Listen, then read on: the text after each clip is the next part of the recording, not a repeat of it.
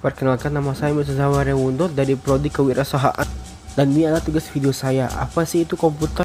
Komputer, kita semua sudah pasti pernah mendengar kata ini. Tapi apa sih sebenarnya komputer itu?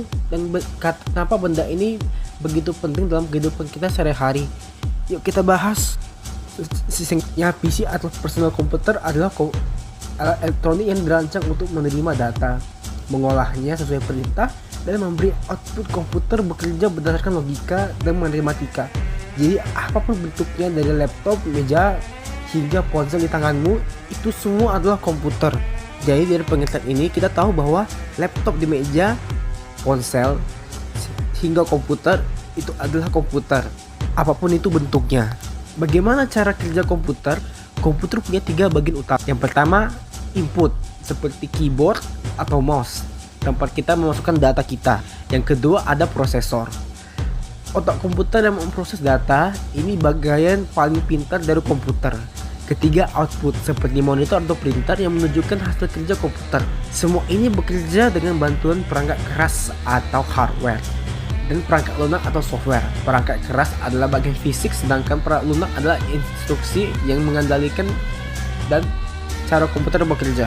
Jadi dari sini kita tahu cara kerja komputer, yaitu dari input, prosesor, dan output. Tanpa ketiga ini komputer tidak akan bisa bekerja, dan juga ada hardware dan software yang saling membantu. Tanpa benda-benda ini dan software dan hardware, komputer tidak akan pernah bisa bekerja. Pentingnya komputer. Komputer digunakan di mana-mana. Dalam pendidikan, komputer membantu siswa belajar. Yang kedua, di tempat kerja, komputer membuat pekerjaan jadi lebih cepat dan efisien.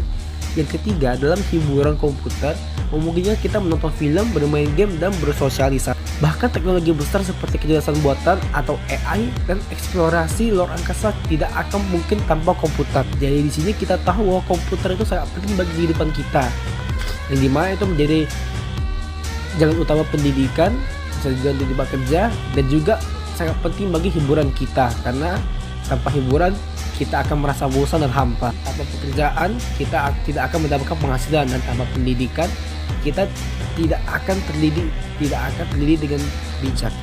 Secara singkat, generasi komputer telah berkembang jauh dari waktu ke waktu. Yang pertama, komputer generasi pertama dibuat pada tahun 1940-an. Ukuran sangat besar seperti ruangan.